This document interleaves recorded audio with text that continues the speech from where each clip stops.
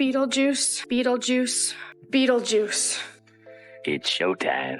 Beetlejuice wasn't just weird. It turned death into slapstick, ghosts into art, and chaos into something unforgettable. But beneath the makeup and madness, the chaos was very real. The studio wanted a star. Burton wanted chaos. O'Hara said no, until love pulled her in. And the music? Burton's pick flipped the whole film. These are 20 weird facts about Beetlejuice. And buried in the madness? A scene where Michael Keaton gets handsy with Tim Burton's girlfriend's legs. Welcome to the Afterlife. Try not to lose your head.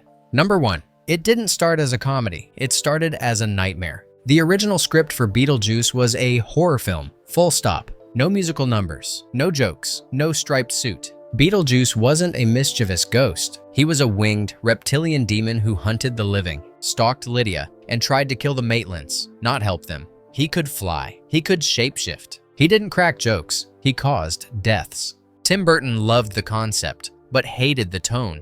So he brought in writer Michael McDowell and later Warren Scarron to twist it, to make it absurd, funny, dangerous. The monster stayed, but now he had punchlines. Because sometimes the scariest thing is what happens when you laugh at the devil.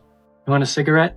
Oh, no, thank you. I'm trying to cut down myself. Number 2. The studio had a wish list, and Michael Keaton wasn't on it. They wanted a big name, someone bankable, someone who didn't talk through green teeth and slime. But Tim Burton had seen something. Keaton's manic energy, his timing, his unpredictability. He knew Beetlejuice wasn't just a ghost. He was chaos in a can. Still, the executives pushed back. They pitched names like Sammy Davis Jr. Yes, really. Burton held the line. When Keaton finally agreed, he built the character himself. The voice, the look, the moldy tux, the explosive energy. What they got wasn't a star. It was a storm. And from the moment he crash-landed on screen, he made it clear whose movie it really was. Not so fast, brown boy. We're gonna have some laughs. Number 3. Before Beetlejuice, Tim Burton was just a weirdo with a vision. Studios didn't get him. Agents passed. His early scripts were too weird, too dark, or just too much. Then he made Pee-wee's Big Adventure. That movie changed everything. Suddenly, his bizarre tone made sense. The surreal visuals, the humor that tiptoed into horror. It clicked, and studios started listening. So when he pitched a haunted house comedy with stop-motion snakes and dead football players, they still hesitated. But they didn't say no, because Pee-wee had shown them something rare. Burton's style wasn't a gimmick. It was a new language. And Beetlejuice, that would be his first scream. Number 4. In a parallel timeline, Delia Dietz looked very different. Tim Burton had cast Angelica Houston, a towering presence, all elegance and sharp edges. She was perfect for Delia, commanding, eccentric, with just the right bite of menace. And she said yes. But days before filming, family illness forced her to walk away. Quietly, suddenly. No headlines, no recast buzz, just a gaping hole in the middle of the Dietz family. If she had stayed, the performance would have likely skewed darker, more mysterious, less manic. Delia might have been cruel instead of clueless, terrifying instead of bizarre. The satire would have shifted. The tone might have cracked. Instead, Burton pivoted. He reached out to Katherine OHara and rewrote the role around her. But that early casting choice, it left a ghost of its own. Because sometimes the version we almost got haunts the one we did.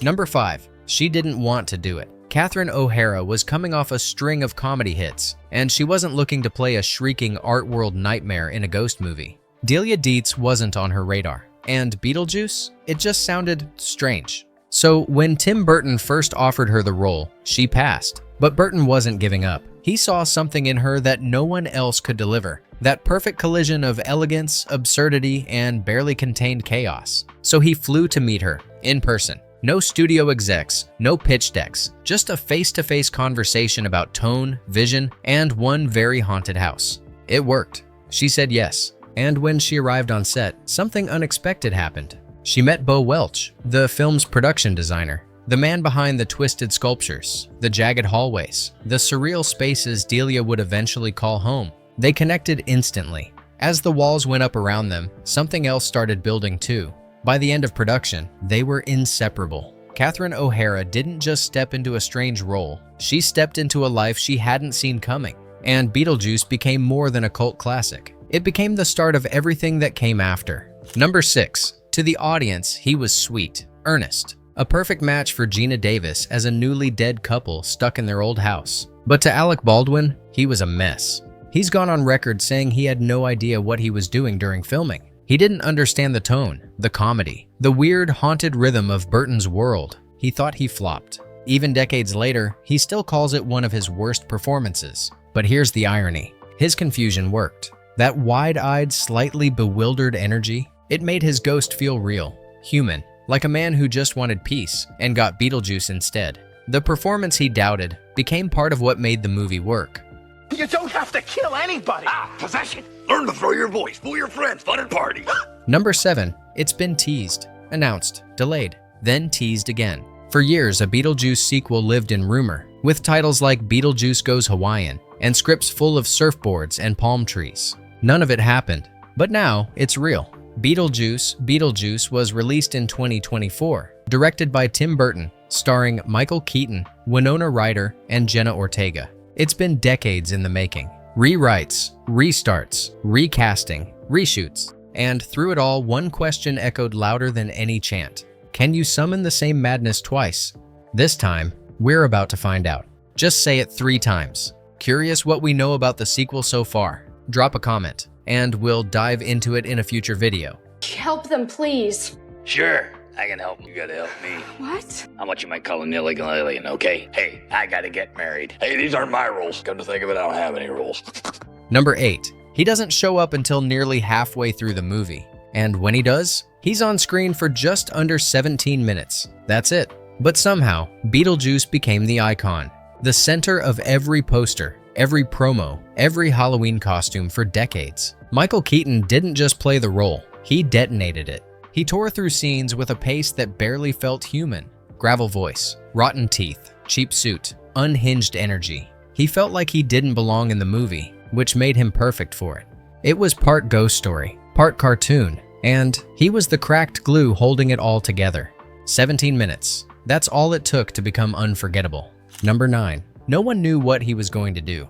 Not even Tim Burton. When Keaton showed up on set as Beetlejuice, he came with more than a costume. He brought chaos. The wild gestures? Improvised. The sleazy energy? All him. That come on down moment? Well, come on down and see me, folks, because I'm the Afterlife's leading violence. He pulled it out of thin air, and the crew lost it. Burton rolled with it. He let Keaton stretch the scenes, break the rules, push things until the crew couldn't stop laughing. Beetlejuice wasn't carefully written, he was summoned. And with every insane ad-lib, Keaton rewrote the tone of the film, one vulgar, brilliant outburst at a time. Number 10. It looks choreographed, perfectly timed, smoothly executed. But during filming, the Day-O dinner party scene nearly fell apart because no one could keep a straight face. The actors didn't know exactly what was going to happen.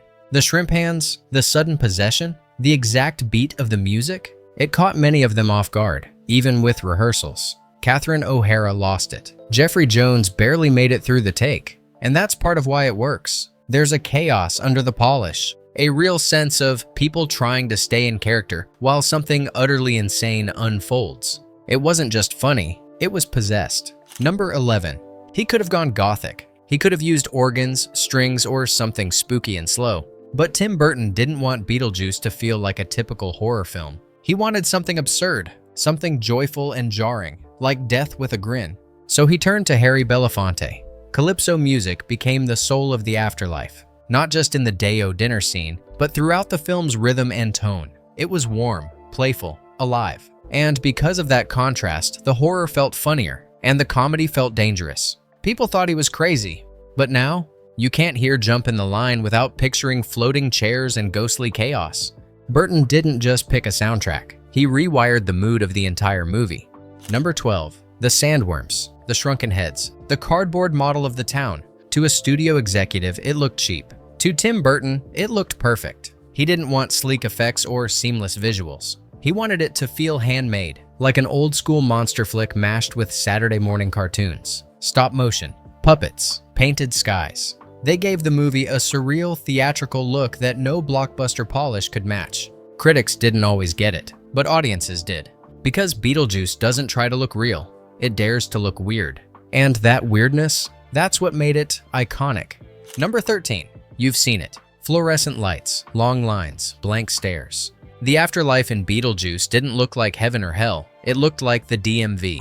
Tim Burton wanted death to feel absurd, so he imagined a place where even ghosts had to take numbers and wait forever. The zombie with the shrunken head, the smoker with a charred neck, the bored receptionist who'd seen it all. It was funny, but also quietly unsettling, because deep down it suggested something darker. Even in death, bureaucracy wins. This is what happens when you die. This is what happens when you die. That is what happens when he dies. And that is what happens when they die. If I knew then what I know now, I wouldn't have had my little accident. Number 14. It was one of the most expensive set pieces in the film, and you've never seen it. In an early cut, there was a moment when Beetlejuice dragged Adam and Barbara into a surreal interdimensional void, a twisting machine world made of gears, pulleys, and spinning metal teeth. The set was massive. The visuals were bizarre, but it didn't feel right. Test audiences were confused. The tone cracked. Even Tim Burton, king of weird, admitted it didn't work. So they cut it. Only fragments survive in behind-the-scenes photos and design sketches. The gear dimension became a lost world, buried under rewrites and reshoots. In a movie where ghosts dance to Calypso and sandworms guard the desert, this scene was too much. And that's saying something. Number 15. It started as a joke, a bad one. During development, someone at the studio pitched a new title for Beetlejuice, something funnier, more marketable. They suggested Scared Sheetless.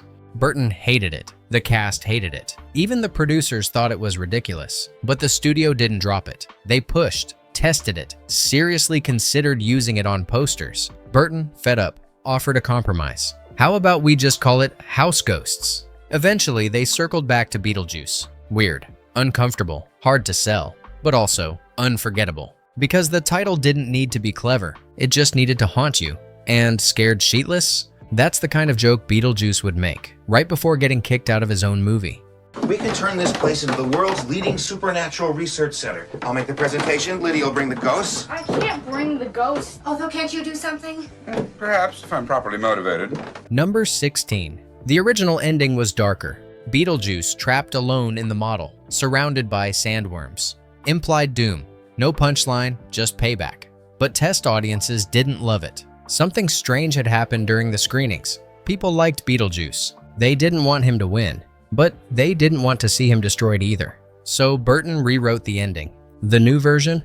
A waiting room in the afterlife. Beetlejuice, still scheming, tries to jump the line. It backfires, and he gets a shrunken head. It's chaotic, it's ridiculous, and somehow, it's perfect. Because in the world of Beetlejuice, the punishment never lands quite right. And the villain always walks away smiling. Number 17. He was crude, loud, a little terrifying, and kids couldn't get enough of him. So in 1989, Beetlejuice became a Saturday morning cartoon. But this version? He wasn't the villain. The animated Beetlejuice was mischievous, not monstrous. He cracked jokes, pulled pranks, and teamed up with Lydia to explore the Netherworld. No death jokes, no lewd chaos, just spooky fun. It ran for 4 seasons, won a Daytime Emmy, and introduced a whole new generation to the character. For some kids, the cartoon was Beetlejuice, and when they finally saw the movie, they realized just how unhinged the original really was. Number 18. It's hard to believe. The face of the film, the title character. And he wasn't among the names called out on Oscar night. Beetlejuice won the Academy Award for Best Makeup in 1989, a huge recognition for a movie filled with prosthetics, paint, and stop-motion insanity. But Michael Keaton, despite his electrifying performance, didn't receive a nomination. He later admitted it stung a little. Not being recognized by the Academy or included in that specific celebration felt like a missed opportunity for a role that demanded so much inventiveness and physical risk. The irony? The award celebrated the incredible look he embodied, but the man behind that iconic face, the one who truly brought Beetlejuice to chaotic life, never got his own moment in that spotlight. Number 19. Before Winona Ryder walked into the frame, Lydia could have been anyone. Casting directors saw everyone. Juliette Lewis, Sarah Jessica Parker, Justine Bateman, even a young Alyssa Milano. Each brought something different. Some were too sweet, some too grounded. Some couldn't quite find that shadow behind the eyes. Then Winona Ryder showed up, in Doc Martens, black eyeliner, and that quiet, haunted stare. She didn't just fit the role, she understood it. Burton said she carried darkness without ever feeling heavy. like a girl who wanted to talk to ghosts, because the real world never listened. And once she was in, there was no going back. Because Lydia Dietz wasn't just a character, she became a mirror for every kid who felt like they were already halfway to the afterlife. Do you take this woman to be your wedded wife? Well, I mean, it's kind of a big decision, isn't it? I mean, I always said if I ever did it, I was going to do it once, and that was it. Sure, yeah. Go ahead. Do you, Lydia, take this man to be Oh, she's a little bit nervous. Maybe I should answer for her, okay? Yes, I love that man of mine. Number 20. No one expected it to work. It wasn't a franchise. It wasn't a safe bet. It had a bizarre name, a wild tone, and a lead character who was more chaos demon than hero. But Beetlejuice opened in 1988 and crushed it. It earned over $70 million on a $15 million budget. It ranked in the top 10 for the year. And it became the film that launched Tim Burton and changed Michael Keaton's career. More than that, it stuck. Halloween costumes, Broadway musicals, endless quotes. It wasn't just a movie anymore. It was a mood, a genre, a little bit of death wrapped in a laugh. Bonus fact, you remember the scene, Beetlejuice in the Afterlife waiting room, flirting with a magician's assistant who's been sawed in half. A visual gag, dark, strange, hilarious. But here's the part you didn't know. The legs? They weren't a prop. They belonged to Tim Burton's real-life girlfriend at the time. So when Michael Keaton starts feeling up the disembodied lower half, he's unknowingly groping the director's girlfriend, while Burton stood off camera, watching, quietly amused. Only in Beetlejuice could something this bizarre feel totally normal, and only Tim Burton could turn his girlfriend's legs into an afterlife punchline. Beetlejuice was never meant to follow the rules, not in structure, not in tone, not even in death. It made horror fun, it made death funny, and it built a world where the dead had more color than the living. Behind the latex and laughter, it was a risk, a haunted house with a beating heart and no blueprint. And somehow, it worked. So if you've ever felt like the world made more sense when it was upside down, you were already halfway to the afterlife. If this wild little film still haunts your mind, leave a comment. Tell us what strange classic we should dig up next. We're always listening, even when the world gets weird. Until then, say it once, say it twice, but don't say it a third time, just in case he's listening.